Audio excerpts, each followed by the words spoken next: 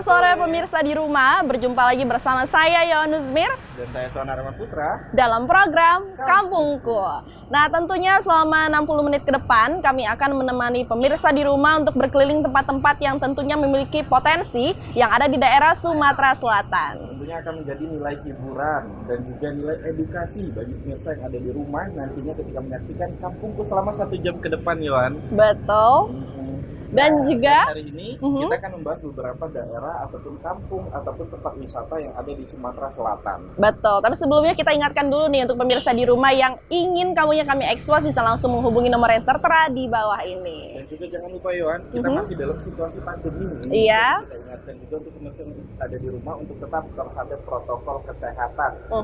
Yang keluar rumah tetap pakai maskernya ya, pakai hand sanitizer juga dibawa selalu dalam sakunya. Jangan sampai lupa pokoknya. Dan juga sebisa mungkin menjauhi kerumunan ya. Iya. Bagas Warna, yang pertama ini kita akan berkunjung kemana? Yang pertama kita akan berkunjung ke kampung yang kalau bisa dibilang orangnya semangat semua, Yohan. Tahu nggak kenapa? Kenapa? Karena namanya Kampung Pulih. Oh, kenapa? Karena pulih. Oh, pulih. Iya. Tapi bukan. Kampungnya cepet pulih. Oh, cepet pulih ya. Nah, Kenapa Kampung cepet pulih? Ini ada di Ogan Komering Ilir. Betul. Nah, tepatnya Kampung Pulih ini menjadi desa percontohan ataupun kampung percontohan karena mendapat predikat sebagai kampung Pancasila, Yohan. Betul. Ini karena semangat gotong royong dari masyarakatnya sendiri ya. Mereka juga selalu menjaga, karena gotong royong itu sebagai apa ya? Tradisi masyarakat Indonesia yang memang sangat terkenal. Dan tak boleh luntur ya. Betul. Bayangkan saja dari 314 desa yang ada di Kabupaten Ogan Ilir, Kampung Pulih ini yang menjadi yang terpilih sebagai kampung predikat dengan kampung Pancasila. Nah, seperti apa teladan yang bisa kita contoh dari Kampung Pulih? Mari kita saksikan ini dia.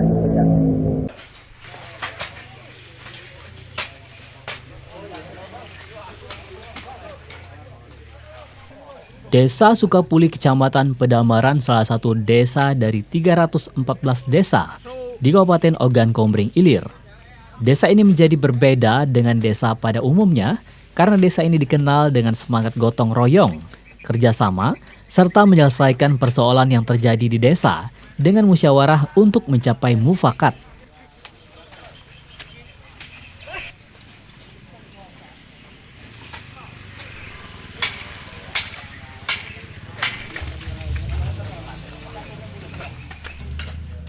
Pemerintah desa menjadikan gotong royong sebagai agenda rutin tiap pekannya. Selain itu, Desa Sukapuli juga memiliki kegiatan positif seperti kegiatan seni yang dilakukan pemuda, serta kegiatan kebersamaan dalam menjaga keamanan lingkungan desa.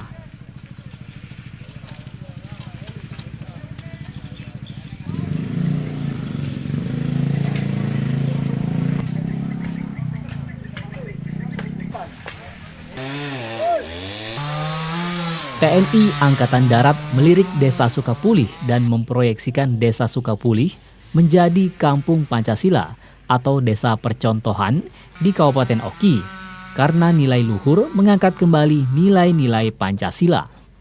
Menyampaikan kepada seluruh jajaran untuk membuat salah satu kampung yang berada di salah satu kabupaten untuk menjadi contoh, di mana kampung ini akan melaksanakan berbagai macam kegiatan, yaitu menyangkut kearifan lokal, kemudian masih adanya jiwa patriot dan nasionalisme seperti yang kita lihat bersama di belakang, di mana para masyarakat di sini selalu menggiatkan kegiatan kegotong royongan yang merupakan salah satu dalam sila Pancasila. Dalam hal ini maka kami sangat mendukung dalam kegiatan Desa Sukapuli ini akan dijadikan sebagai salah satu contoh tauladan untuk menjadi kampung Pancasila. Warga Desa Sukapuli memang selalu berupaya melestarikan nilai-nilai gotong royong dan kebersamaan. Apalagi hal ini akan menjadi satu hal penting dalam perekat kesatuan dalam lingkungan desa.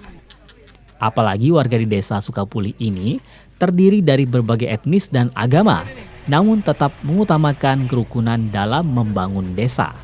Desa kami terpilih sebagai kampung Pancasila, bahwa salah satunya tadi sudah disampaikan Bapak Dandim, di belakang kita banyak warga masyarakat di Desa Sukapuli yang masih menjunjung tinggi nilai-nilai kegotong royongan. Itu bagian dari salah satu Pancasila, karena kami sebagai warga negara Indonesia akan selalu menjunjung tinggi nilai-nilai dan butir-butir dasar negara kita Pancasila.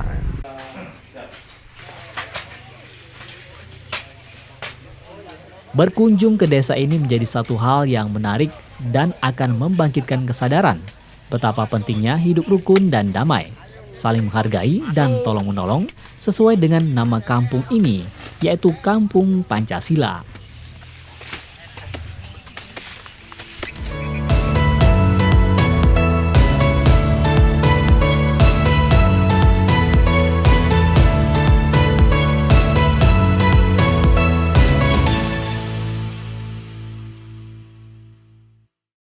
Wah, ternyata tidak heran kenapa kampung ini bisa dijuluki sebagai Kampung Pancasila, karena memang kebetulan yang tinggal di daerah ini adalah masyarakat yang berasal dari berbagai macam etnis dan juga agama. Namun mereka tetap selalu menjaga kerukunan itu.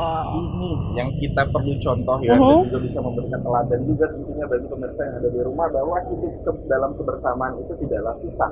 Dan Betul. memang harus dilakukan secara bersama-sama. Iya, tentunya tanpa memandang ras, suku, dan juga agama ya. Selanjutnya kita akan bergeser sedikit ke Kabupaten Banyuasin, di mana di sini terdapat suatu daerah yang di sini Pak, kalau sekali panen itu bisa sampai 200 ikat kangkung.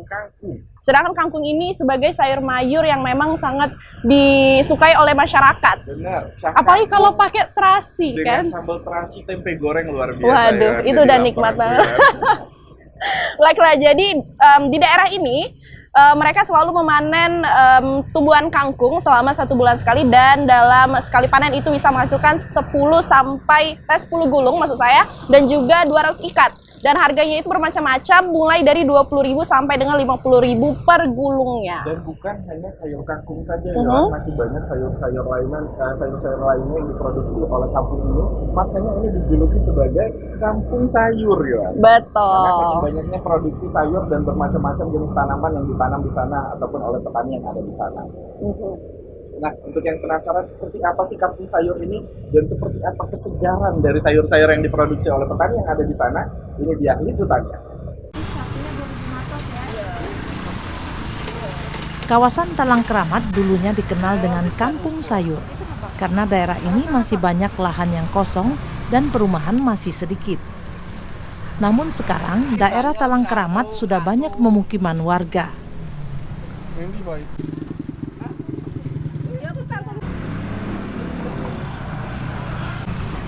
Kini banyak kita temui bangunan rumah dan gedung yang berdiri kokoh di sepanjang Jalan Talang Keramat. Jika kita masuk ke lokasi di dalamnya, ternyata masih banyak lahan yang ditanami sayur-sayuran seperti bayam dan kangkung.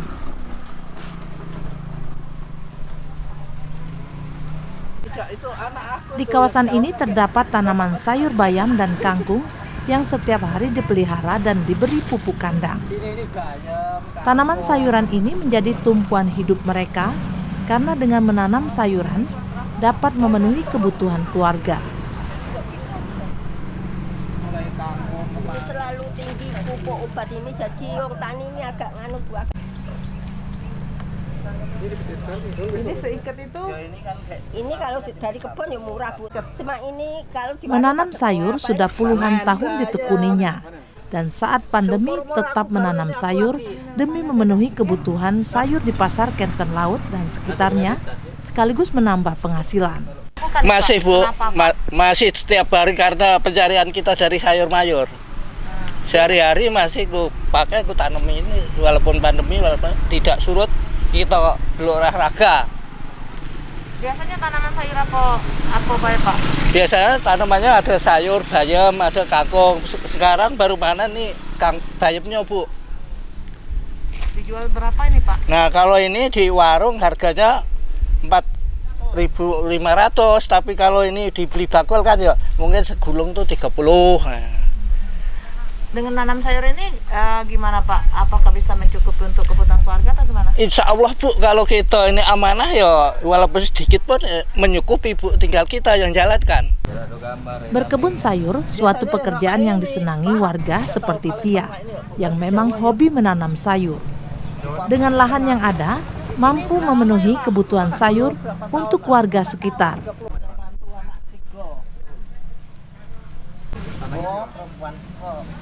Sayur ini dapat dipanen 1 kali dalam 1 bulan seperti sayur bayam, bisa mencapai 200 ikat atau 10 gulung yang harganya berkisar 20 sampai 50 ribu rupiah per gulungnya.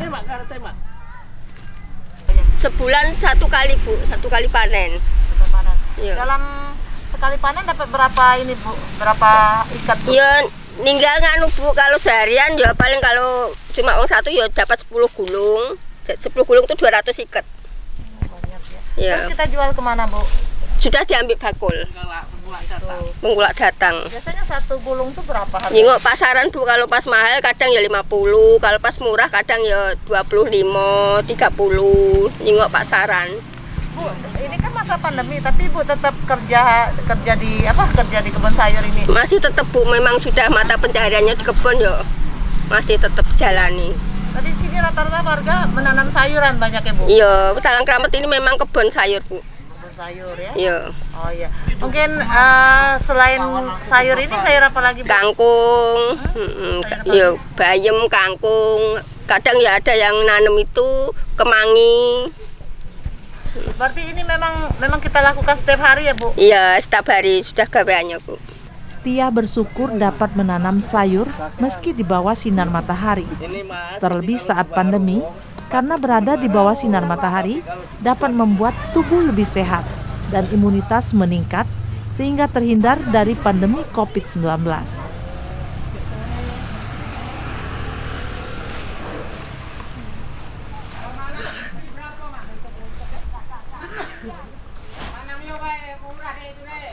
Ya.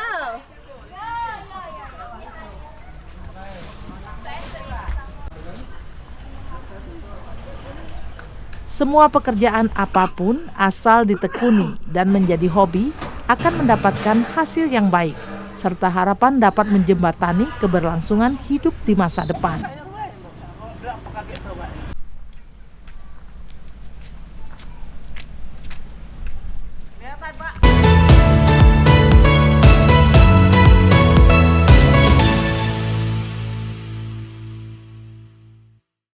Nah, Yon, luar biasa sekali, rupanya bukan hanya kangkung, ada bayam juga dan masih banyak sayur-sayuran lainnya. Makanya aku bisa kuat sehat karena makan sayur Kayak Popeye ya. Jadi sewarna Popeye sekarang makanya. Baik pemirsa, masih tentang sayur mayur, namun setelah jeda berikut ini tetaplah bersama kami dalam program Kampungku.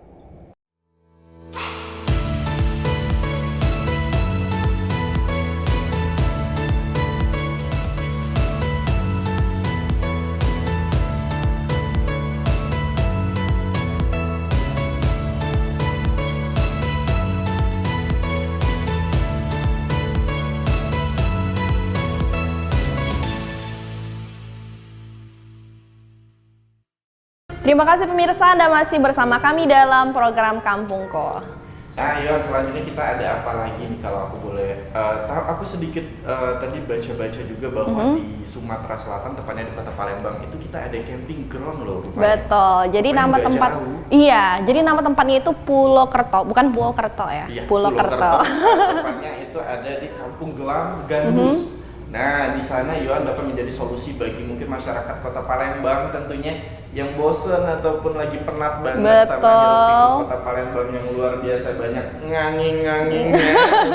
Berisik banget, mungkin kita bisa melipir terlebih dahulu Yohan ke Kampung Gandus ini karena di sana banyak sekali tempat ataupun spot-spot yang memberikan kenyamanan, tepatnya itu wisata alam. Betul sekali. Jadi ini memang tempatnya dibuka sejak tahun 2014, sudah lumayan lama, dan juga posisinya itu tidak jauh, hanya 45 menit dari pusat kota Palembang. Bener, nggak kerasa pasti.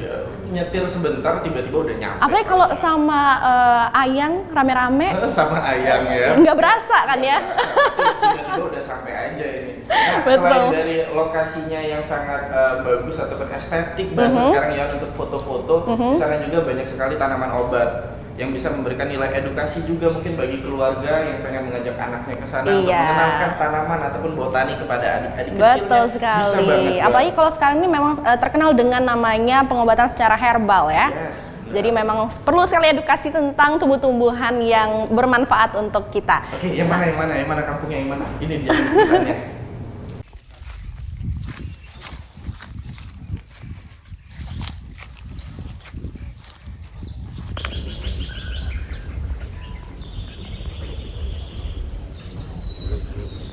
Tanaman herbal memiliki khasiat untuk bahan baku berbagai jenis obat. Saat ini, tidak banyak yang mengembangkan tanaman herbal secara profesional untuk diteliti dan dikelola sebagai bahan baku obat-obatan. Kampung Gelam adalah salah satu lokasi di Kelurahan Gandus, Palembang, yang sebagian besar areal ini adalah kawasan pohon gelam yang tumbuh liar.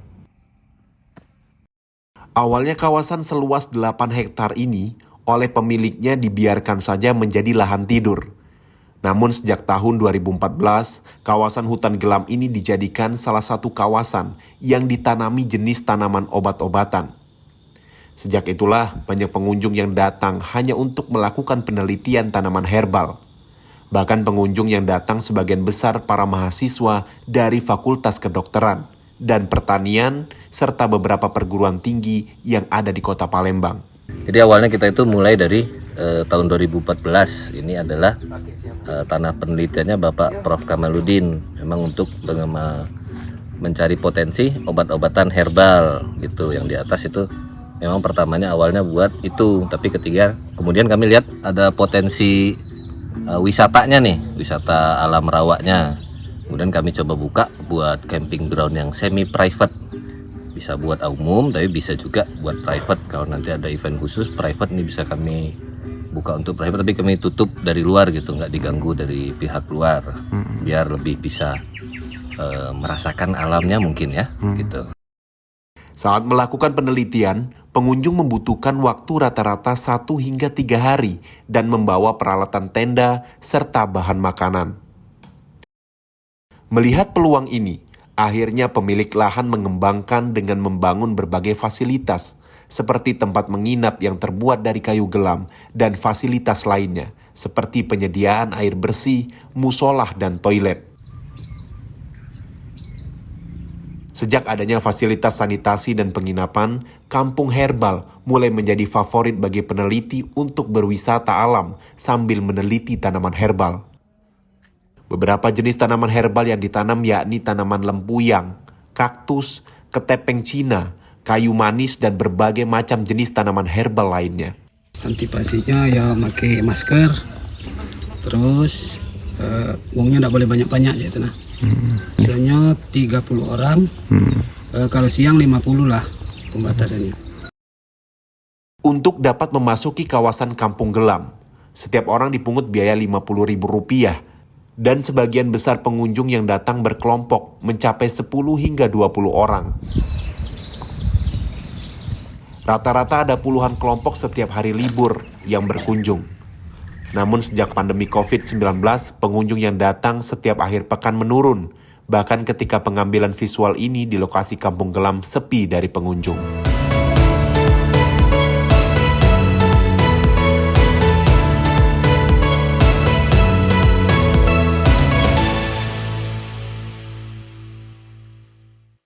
Wah, ternyata selain tumbuh-tumbuhan yang memiliki banyak sekali manfaat, sekitar 30% dari 8 hektar daerah tersebut itu dibuat menjadi danau yang tentunya ini banyak sekali spot foto, terus juga ini bisa menjadi tempat untuk memancing. Jadi kalau misalnya kita sama keluarga ke sana, kayaknya bapak-bapaknya ini nggak suka nih sama tumbuh-tumbuhan. Ya udah saya mau mancing aja. Ibu-ibu maunya foto, banyak sekali jadi referensi ya kalau kita ke sana. Jadi adik-adik kecilnya bisa main, bermain dengan alam, ibu-ibunya bisa foto, buat diupload di sosial media dengan berbagai macam tanamannya, bapak-bapaknya mancing aja. Iya. Ada gabus sebesar kapal katanya. Nah Yan, selanjutnya kita ada apa lagi nih Yan?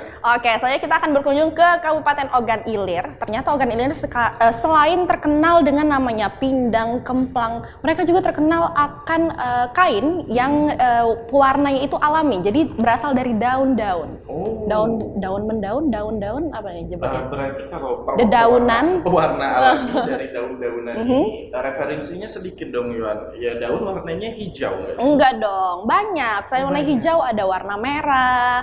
Jadi memang Tentunya ini unik ya Pas ya. Pernah nggak sih Suwarna ngelihat ada kayak kain yang memang itu bentuk dedaunan? Kalau aku sih pernah ngelihatnya sih. Pernah, tapi aku kira itu nggak ada di daerah kita, Yohan. Aku pikir Ada itu dong, ada di daerah Ogan Jawa dan Ilir lain-lain. ada. Penasaran banget gimana sih Yohan bentukannya. Tentunya ini sangat kreatif sekali ya masyarakat di sini. Langsung aja diberi penasaran, ini dia liputannya untuk Anda.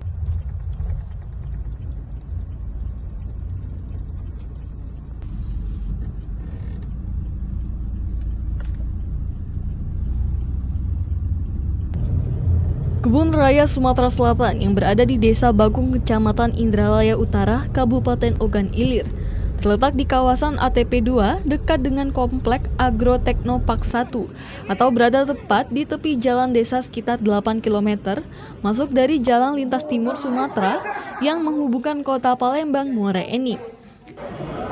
Halo pemirsa, saat ini saya sedang berada di rumah pewarna alami bertepatan di Kebun Raya Sriwijaya yang ada di daerah OI atau Indralaya, di mana mereka menggunakan bahan-bahan alami untuk menghasilkan warna yang bagus yang nantinya akan menjadi motif-motif jejumputan. Nah, seperti apa? Inilah dia.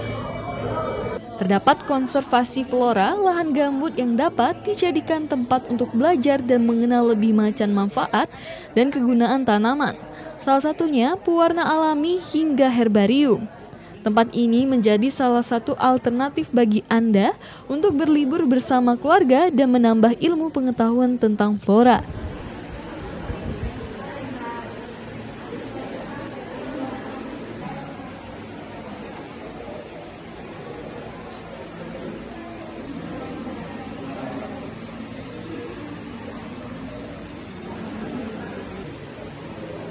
Begonia merupakan jenis tanaman hias yang saat ini sedang digandrungi masyarakat. Tanaman ini umumnya berwarna merah dan kombinasi hijau, sedangkan daun seduduk didapatkan dari tanaman seduduk sejenis. Tanaman perdu yang tingginya hanya sekitar 0,5 meter. Tanaman ini biasanya tumbuh liar di kawasan gambut. Nanti kita celupkan kain jumputannya. Nah, sampai didapatkan warna yang kita inginkan. Kalau kita pernah pakai itu sampai 4 kali pencelupan, lalu difiksasi. Fiksasinya pakai ini, salah satunya pakai tunjung, ini ya, pakai tunjung atau pakai kapur. Nah, nanti antara tunjung dan kapur ini biasanya warnanya beda. Daunnya bisa pakai begonia, ini kita pakai kopi liberica, daun kopi liberica yang sudah kuning gitu, yang sudah tidak terpakai kan. Kita manfaatkan limbahnya gitu. Penelitian tanaman yang biasa tumbuh di Sumatera Selatan dengan tujuan agar dapat digunakan oleh pembuat kain mudah didapatkan. Jadi herbarium ini koleksi tumbuhan kering. Herbarium itu ada 2, herbarium kering dan herbarium basah. Tapi di Kebun Raya ini kita masih menggunakan herbarium kering. Nah, untuk proses alat dan bahannya ada papan sasak, label, pengawet, plastik, koran, dan gunting stek, karet, lem, dan pensil. Terus prosesnya itu tanamannya kita ambil, terus kita plak, kemudian selama 2 minggu kita lihat kalau dia udah kering, lalu kita mounting di kertas karton. Kemudian kalau dia udah jadi, terus dibikin. Sama ibu apa Bu? Ibu Tri. Jadi dari tanaman yang ada di Kebun Raya ini bisa kita ambil beberapa sampel untuk dibuat menjadi ekoprint. Untuk kain tadi ya? Untuk kain, ya. Sejauh ini bahan-bahan pewarna alami ini sangat dibutuhkan untuk keperluan pewarnaan kain jumputan. Peminat kain berbahan alami ini semakin meningkat seiring dengan tren masyarakat dunia yang ingin kembali ke produk alami. Sebelumnya peneliti di Kebun Raya Sriwijaya ini menggunakan kulit batang akasia, kayu tegaran, kulit kacang, kulit kayu tinggi, kulit buah jelewa, dan daun kopi liberica. Biasanya coklat atau dapat warnanya yang pekat, baru dicelupkan kain jumputannya di belakang. Itu warnanya yang masih terakhir nanti didapat.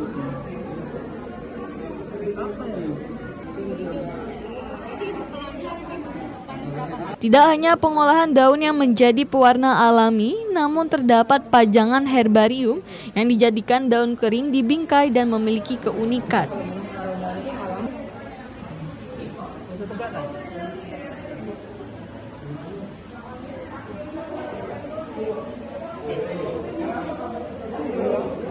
Saat ini, Kebun Raya Sriwijaya yang berada di Kabupaten Ogan Ilir, Sumatera Selatan ini menjadi wadah untuk pembelajaran pemanfaatan dan pengenalan daun yang ada khususnya di daerah Sumatera Selatan. Ini sudah diuji semua ini. Ini biji duku. Coba Kak, foto-foto nama-namanya.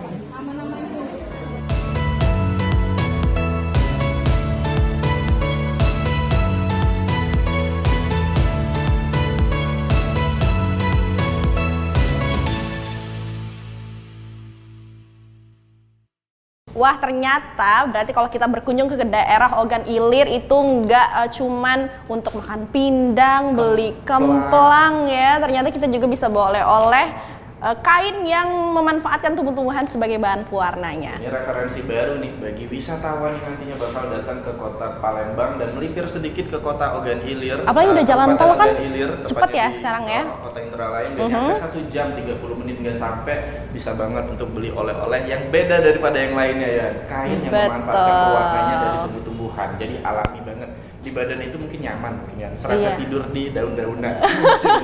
Bawaannya adem gitu ya. Iya. Nah, ya masih banyak sekali yang bakal kita bahas terkait potensi dan juga sumber daya yang ada di Sumatera Selatan tentang potensi wisata dan keanekaragaman budayanya. Betul. Tapi jangan kemana-mana, tetap di Kampungku.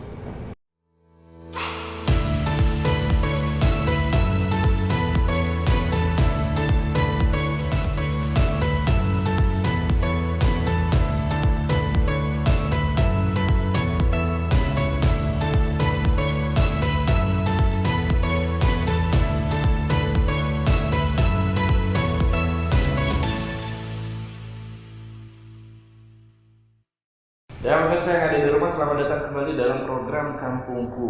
Nah, Yohan, tadi kita sudah membahas beragam kekayaan kuliner, ada sedikit tadi ya, ada juga budaya dan juga tentang adat istiadat yang ada di Sumatera Selatan. Betul. Nah, tapi aku mau tanya sedikit nih ke Yohan. Yohan ini termasuk orang yang suka belanja ke pasar nggak sih? Banget. Masa? Cewek kan belanja. Nggak percaya? Cewek kan belanja nggak sih? Aku coba tes deh, harga cabai sekarang berapa? 4.000 per onnya kan? Per onnya kan? Kalau Yohan tidak suka belanja. Sukanya belanja baju. Nah, Yohan, kita membahas tentang pasar. Tahu nggak sih, Yohan, ada pasar tertua di Kota Sekayu.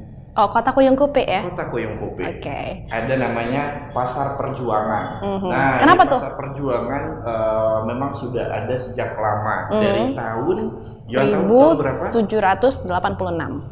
Udah lama banget. Itu aku SD. Oh, kamu SD? Enggak ya. Tua mbak. Oh. Udah lama banget.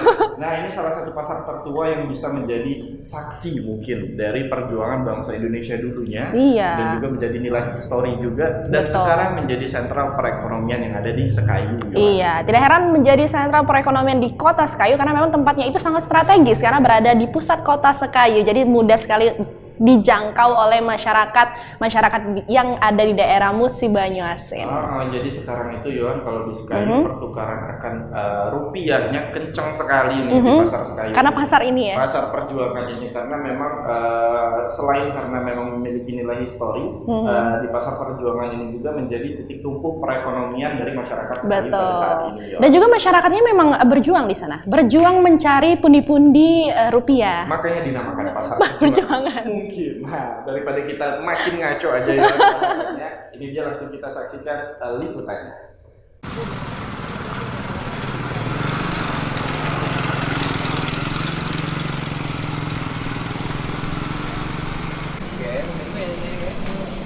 Pasar merupakan salah satu pusat perputaran ekonomi bagi warga di setiap daerah. Hampir setiap kawasan pasti memiliki pasar yang dimanfaatkan warga sebagai sumber kehidupan.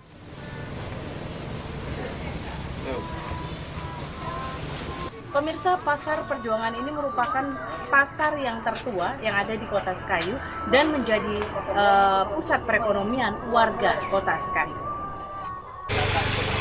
Salah satunya pasar tradisional Perjuangan yang berada di Kelurahan Balai Agung, Kecamatan Sekayu, yang betul-betul mencerminkan pasar rakyat yang sudah berdiri sejak tahun 1986. Bu, pasar ini bukanya dari jam berapa sampai jam berapa? Dan tentunya menjadi pusat transaksi jual beli bagi warga Kota Sekayu dan sekitarnya.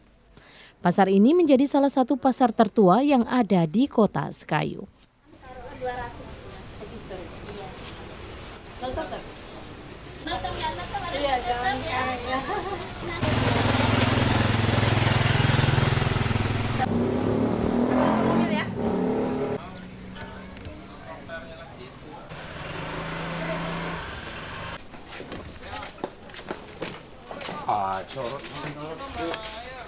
Selain lokasinya sangat dekat dengan pusat pemerintahan, keberadaan pasar ini juga sangat strategis dijadikan sebagai pusat keramaian. Nah, ajalah menjelang puasa ini kan lagi puasa. Lagi nak syuting. Tadi nak melo dah.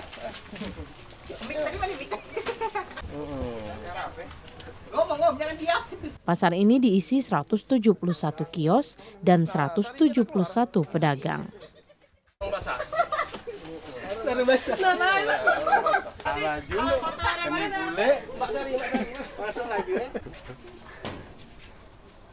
Jam berapa yang tutup? Jam 4. Yang tutup, ngam rusak yang itu deh. Sari.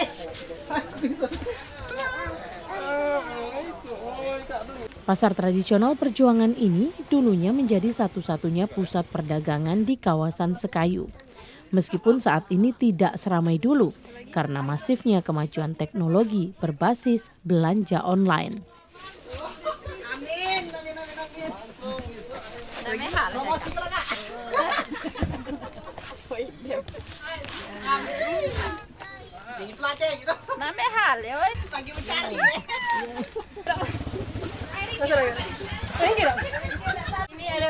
Namun pasar ini masih diisi oleh ratusan pedagang. Dulu pasarnya di pinggir musi. Nah, setelah ada perombakan baru pindah sini. Direvitalisasi. Dari tahun berapa pasar ini? Nah, kurang tahu, kami belum pindah sini. Kami pindah sini tahun 2010-an. 2010. Kalau pedagangnya kurang lebih ya 200-an ada di dalam-dalam. Termasuk dalam Perjuangan yang sebelah situ ada juga. Sekitar 200 pedagang. Baik. Ya waktu tahun 90-an lah rame itu mulai rame gitu ya. Saya jualan tahun 95. Dari tahun 95 ya, sampai sekarang kan. Kalau tahun 95 dulu pelanggannya dari mana aja, Bu? Ya dari Tran, dari Babat, dari desa-desa banyak yang ada kesini, ya. kan. Sekarang kan pasarnya udah dibagi-bagi. Iya, jadi nggak ada orang belanja, udah dipecah kan. Kalau dulu orang Sekayu kesini semua, Bu? Iya, dulu sini semua. Karena ini pasar tertua juga ya, Bu ya? Iya.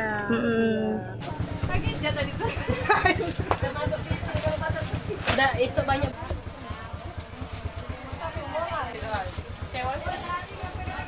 Meskipun kini makin masif berdiri pasar-pasar retail modern, namun keberadaan pasar tradisional tetap menjadi pilihan bagi warga sebagai wadah pusat transaksi jual beli dan perputaran roda ekonomi untuk memenuhi kebutuhan sehari-hari. Bawang putih lagi mahal.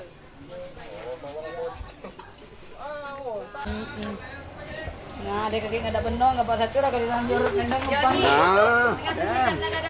Hal ini menjadikan alasan pasar-pasar tradisional masih mampu bertahan di tengah-tengah masyarakat. Nah, itu lagi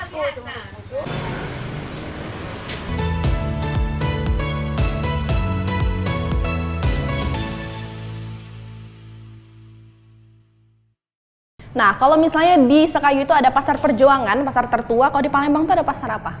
Ada pasar 16. 16 itu kayaknya salah satu pasar tertua yang ada di Kota Palembang ya. Ya, tapi jangan coba-coba ke sana kalau bulan depan pemirsa. Kenapa? Karena itu mancing batal puasa kayaknya. Panas, baik jualan es, model, lenggang, aduh, baik cobaannya. Jadi mending kita diem aja di rumah ya. Nah ya, kayaknya ini kita spesial edisi 7 pasar yang ada di Sumatera Betul. Selatan. Edisi hobi Yohan nggak sih? Nah, kita setelah ini bahas apa ya? Oke, kita akan kembali ke Kota Palembang, tepatnya di daerah Lunjuk ya. Kalau Lunjuk itu terkenal kalau orang mau ke Unsri pasti lewatnya Lunjuk ya. Benar. Nah, di sini tuh aku sukanya melawan arah, tapi jangan aduh jangan deh, jangan. Harus lewat Lunjuk biasa. Nah, di daerah Lunjuk ini terdapat Pasar Kalangan yang mana memang di sini banyak sekali menjual barang-barang bukan hanya sayur mayur namun juga seperti baju, terus juga mainan anak-anak.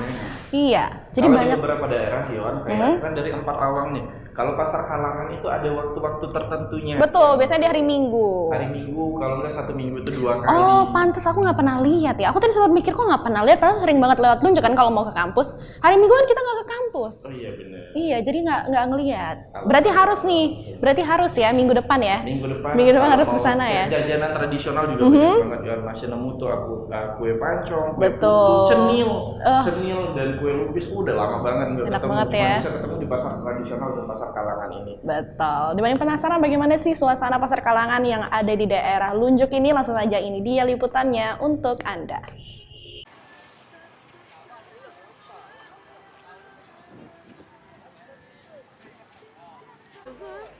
Berada di Jalan Lunjuk Jaya, Kecamatan Ilir Barat 1, Kelurahan Lorok Pakjo, Kota Palembang. Terdapat suatu pusat perdagangan di sekitaran area pemukiman warga yang biasa dikenal dengan istilah Pasar Kalangan.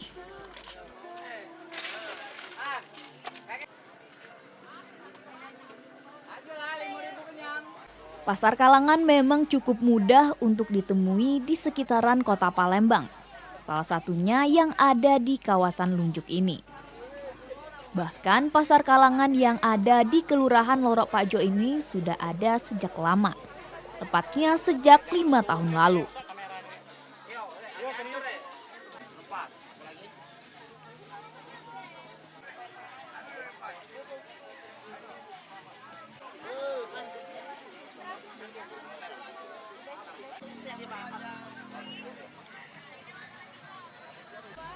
Kemunculan pasar Kalangan ini diawali oleh hadirnya sejumlah pedagang yang mulai menjajakan dagangannya di sekitaran kawasan ini.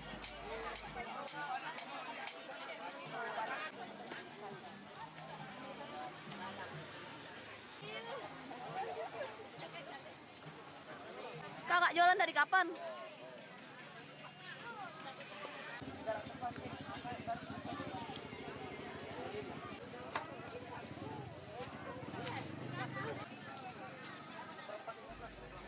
Kemudian jumlah pedagang kian bertambah seiring dengan berjalannya waktu, sehingga terbentuklah pusat perdagangan di area ini.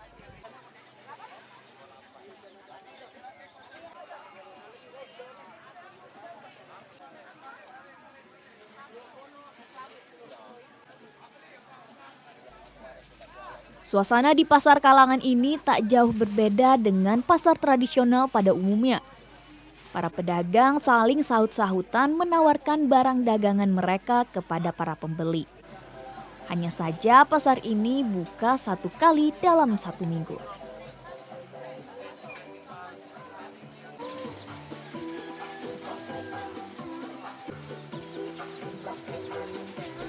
Tak hanya sayur-sayuran, namun hampir seluruh jenis barang dapat ditemui di sini.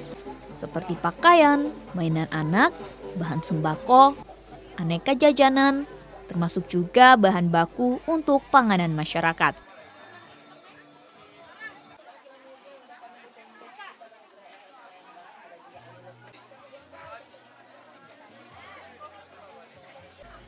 Pedagang di sini sebagian besar merupakan warga sekitar kawasan Lunjuk dan mulai berjualan sejak pasar Kalangan ini ramai dikunjungi warga. Salah satunya adalah Apri. Apa nih Kak? Apri. Kak, dalam berapa lama jualan di sini Kak? Kalau di sini kurang lebih 5 tahun lah. 5 tahun. Nah, cak mana ini awalnya ada pasar Kalangan daerah ini Kak? Awalnya gara-gara dipasarkan retribusi ini terlalu mahal, sudah tuh ini bayaran tahunannya itu mahal juga. Akhirnya kami ngampas, udah jadinya jadi Kalangan ini. Terus awalnya ini ada berapa yang jualan di sini? Masih sedikit Kak ya? Ya sedikit-sedikit, awalnya dari ngampas itulah. Awalnya dari wong 10, wong 5. Awalnya jadi pengampasan itu, akhirnya jadi kalangan itu.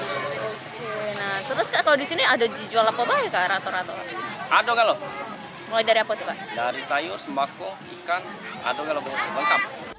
Meski hanya dibuka 1 kali dalam 1 minggu, yakni di hari Sabtu. Namun antusias masyarakat cukup tinggi.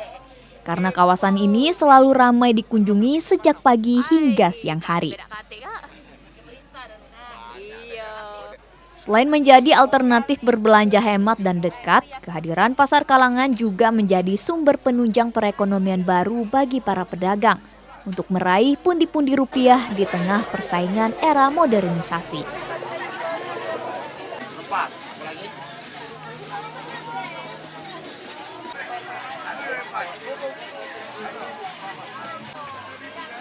No, kepo. Kepo.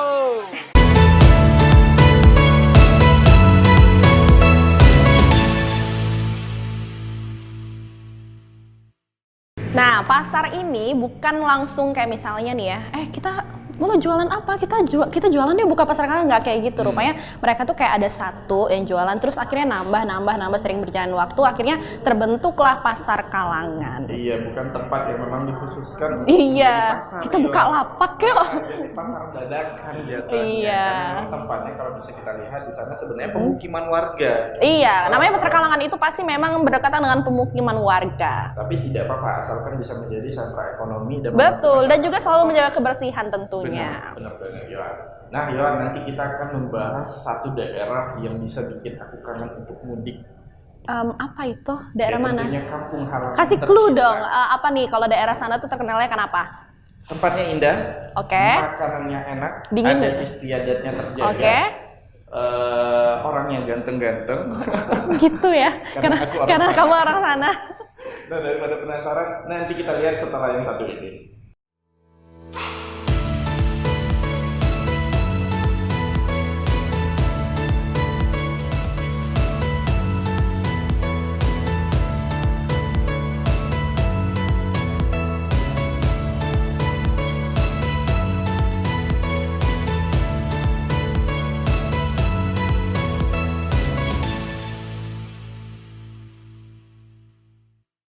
Iya pemirsa, terima kasih Anda masih bersama kami dalam program Kampungko. Nah, tadi kan Suara udah janji mau ngajakin kita ke daerah yang terkenal akan pesona alamnya, terus juga adat istiadat, dingin, orangnya ganteng katanya tadi. Nah, Yohan, aku mau ngajak Yohan untuk mudik ke kampung halamanku tercinta, tapi ini sedikit daerahnya berbatasan dengan daerah lain juga, berbatasan dengan Bengkulu juga, Yohan. Karena memang lokasinya tepat ada di Pasma Air Keru atau biasa dikenal dengan sebutannya Paiker. Paiker itu singkatan ya? Benar, singkatan, Yohan. Oke, Paiker. Dikelilingi bukit yang banyak lembahnya. Rata-rata di sana masih sawah terbentang luas, masih hutan semua, jadi masih asri banget ya. Tapi untuk menempuh ke sana memang memakan waktu yang cukup lumayan, sampai 3 jam dari pusat kota di Kabupaten Paklawang. Gitu. Jadi kalau misalnya dia di daerah perbatasan, berarti itu menjadi tempat apa ya? Daerah yang dilalui kalau kita mau mudik atau enggak? Bisa iya, bisa tidak, karena banyak pilihan lainnya. Jadi kalau kita banyak rute ya. Geografinya ini Yohan. Berat ya bahasannya. Oke pemirsa, jadi memang di daerah ini sangat terkenal akan adat istiadat, pesona alamnya dan juga kulinernya yang berbagai macam. Karena memang daerah Paklawang ini salah satunya terkenal akan lempok durian. Lempok durian, dan kalau dari Paiker itu terkhususnya ada lemak. Waduh, enak banget, apalagi kalau makannya panas-panas. Baru banget dibuka, aduh. Enak banget. Dan juga sini terdapat tradisi, yaitu tradisi petang hari melelek sapi. Melelek. Salah ya. Apa gimana yang tuh? Yang benar bacanya melelek. Melelek. Jadi K-nya itu tidak dibaca, bukan lek. Melelek. Oke. Nah, Meleleh jadi itu artinya apa? sapi itu artinya menyembelih sapi. Oh, itu bahasa sana ya? Bahasa sana biasanya ini kalau kita ada acara, Yohan ada hajatan besar. Jadi di sore harinya bapak-bapak dan semuanya berkumpul di satu kediaman yang punya acara. Nanti barulah diadakan acara yang namanya meleleh sapi ini. Wah, ternyata gotong royongnya juga sangat terjaga di sana ya. Kenceng banget gotong royongnya, makanya hasilnya orang-orangnya berkualitas semua. Waduh, dia dari tadi muji daerahnya terus ya pemirsa. Ya udah deh, langsung aja pada penasaran bagaimana sih tradisi meleleh sapi di daerah Patlawang ini. Langsung saja, ini dia liputannya untuk Anda.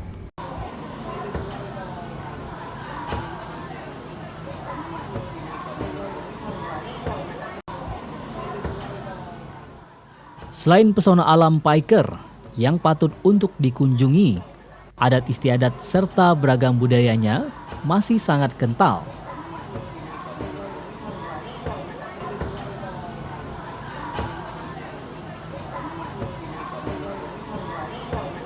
Terima kasih kembali.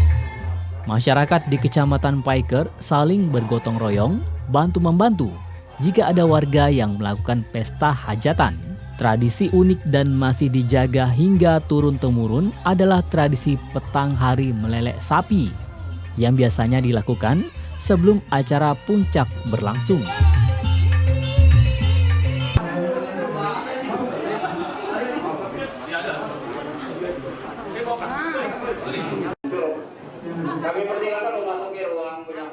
Hari meleleh merupakan aktivitas menyiapkan dan mengolah bahan makanan untuk hari jadi, hari persedekahan atau syukuran.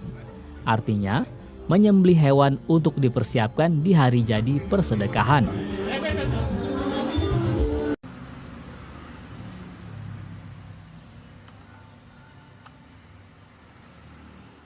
Selain pesona alam, tradisi unik, budaya dan adat istiadat, di Paiker ada pula olahan kuliner yang nikmat, yaitu lemang, lengkok, dan gunjing. Berapa jam buat lemang tuh? Oh lama ya? Kukus apa panggang? Proses pembuatan kuliner kue Paiker yang manis dan legit dan mempunyai ciri khas tersendiri, yaitu lengkok, gunjing, dan lemang. Lemang merupakan kuliner ciri khas warga Paiker dengan bahan utama beras ketan dan santan. Sementara gunjing dan lengkok merupakan kuliner yang ada di mana-mana. Biasanya, gunjing dan lengkok paling mudah didapat di daerah Ulu Musi, Talang Padang, dan Tebing Tinggi.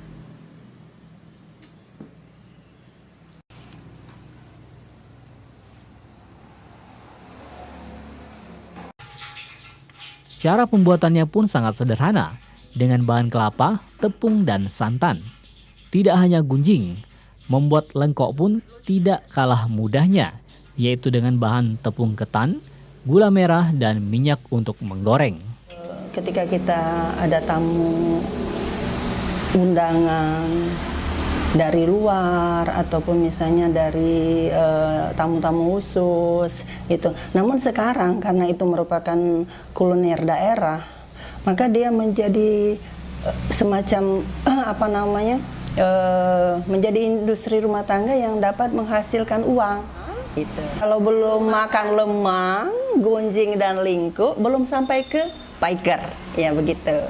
Emang sangat terkenal, apalagi lemangnya. Dan gunjing juga memang terasa beda dari tempat-tempat yang lain. Lingko juga seperti itu. Tradisi, budaya, pesona alam, serta kuliner merupakan modal paling utama bagi setiap tempat dalam mengenal suatu daerah.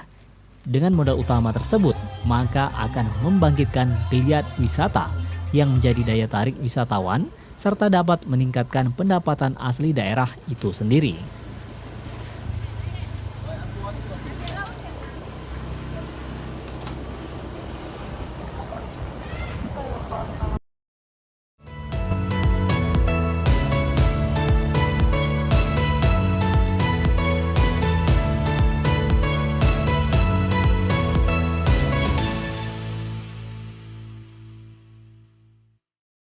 Nah Yohan, jadi itulah sekelumit dari keindahan kampung halamanku.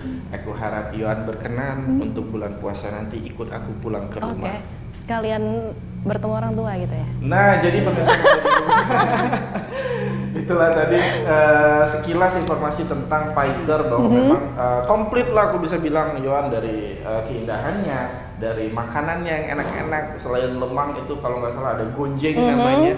Mungkin di daerah lain ada bentukannya yang sama, tapi mungkin namanya aja beda kan. Kalau di Paiker itu ada namanya gonjeng, dan masih banyak kue-kue tradisional yang bikin kangen kalau lagi balik ke sana. Kampung halaman. Ya, betul sekali. Nah, selanjutnya kita akan berkunjung ke kota yang lumayan dekat juga dari kota Palembang. Dan ini terkenal kalau kita ke sana itu pasti harus beli nanas dari daerah sana. Kota nanas, Linggau? Ada, enggak dong. Linggau itu gula merah dan pokat. Muara Inim? Bukan. Prabu Muli. Benar. Nah, jadi tidak heran kalau memang di kota Prabu Muli itu saking dia terkenal akan nanasnya dengan kualitas yang baik, itu sampai dibangun monumen nanas. Karena memang hampir semua aspeknya bisa ditutupin dengan nanas ya. Makanan, oleh-oleh, nanas.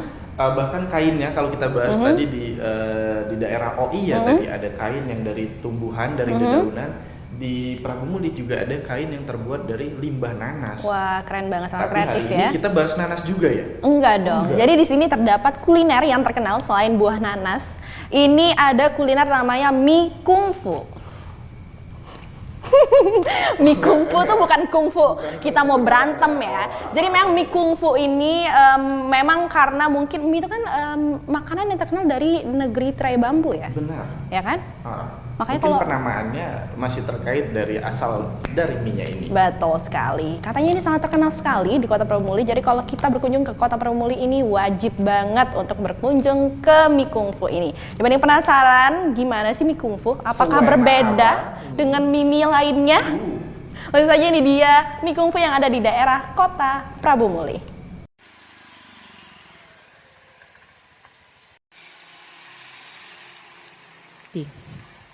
Lokasi yang berada di pusat kota menjadikan Kelurahan Gunung Ibul, Kecamatan Prabu Muli Timur ini sebagai etalase Kota Prabu Muli, Sumatera Selatan.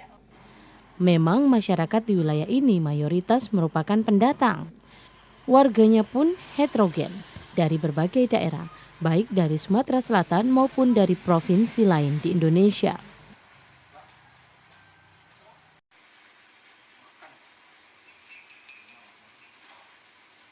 Karena berada di pusat kota, profesi dan pekerjaan warga bervariasi, mulai dari pegawai, petani, hingga pedagang. Namun wilayah ini juga cukup terkenal dengan ragam kulinernya. Selain kuliner dari olahan buah khas Kota Prabu Muli yaitu nanas, ada juga kuliner yang diadopsi dari luar negeri. Ya, mie kungfu namanya. Makanan Chinese food ini merupakan kuliner yang berasal dan terkenal di negeri jiran Malaysia. Makanan yang berasal dari negeri tirai bambu ini memiliki cita rasa yang tentu berbeda dengan mie pada umumnya. Dengan campuran bumbu-bumbu dan olahan seafood, mie kungfu sangat direkomendasikan bagi yang hobi berburu kuliner unik. Persisnya di Jalan Nias, Kelurahan Gunung Ibul, ada sebuah kedai yang khusus menyediakan makanan oriental, salah satunya mie kungfu. Laris nggak di Malaysia? Nah itu sangat-sangat laris, sangat, terutama itu makan mie kungfu, mie Bandung, ya. Nasi-nasi goreng serba-serbi semua ada. Nah, ya saya turunkan di kedai saya ini Indomalaya. Indomalaya ini pun asal dari Indonesia, Malaysia. Jadi saya singkat Indomalaya. Tahunnya itu saya mungkin nggak ingat lah ya. Sampai akhir lockdown COVID yang pertama saya pulang. Memang di Prabu Muli itu belum ada, semua belum ada. Yang ada semua ada di sinilah saya buka di Indomalaya. Saya jelajahi semua dari Palembang sampai ke Prabu Muli tak ada. Nggak ada mie kungfu, mie Bandung belum ada. Itulah saya usahakan di sini ya, ternyata ya populer juga makanannya ya. Kungfu itu dicari orang. Banyak pelanggan kita. Banyak pelanggan, dia mencari apa itu mie kungfu katanya. Saya buat ini katanya. Eli, pemilik kedai Indomalaya, mengaku sengaja menjual makanan Chinese food karena ibunya pernah menjadi juru masak restoran di Malaysia. Mie Kung Fu salah satu menu bestseller, hingga akhirnya kuliner ini dibawa ke kota Nanas, Prabu Muli.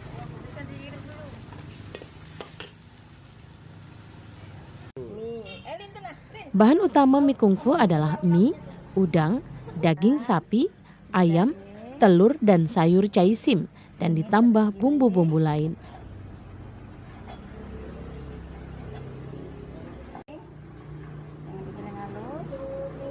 Mie Kung Fu kini menjadi kuliner khas Gunung Ibul.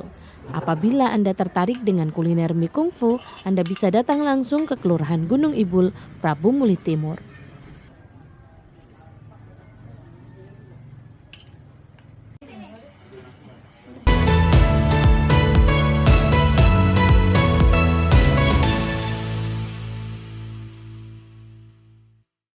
Ya pemirsa, Mie Kung Fu ini menjadi informasi terakhir kita pada hari ini. Artinya kita harus berpisah nih dengan pemirsa di rumah. Namun jangan sedih karena minggu depan kami masih menyajikan beberapa informasi tentang tempat-tempat yang tentunya berpotensi yang ada di daerah Sumatera Selatan. Baik itu potensi hiburan ataupun potensi edukasi yang bisa memberikan nilai informasi kepada pemirsa yang ada di rumah ya. Betul sekali.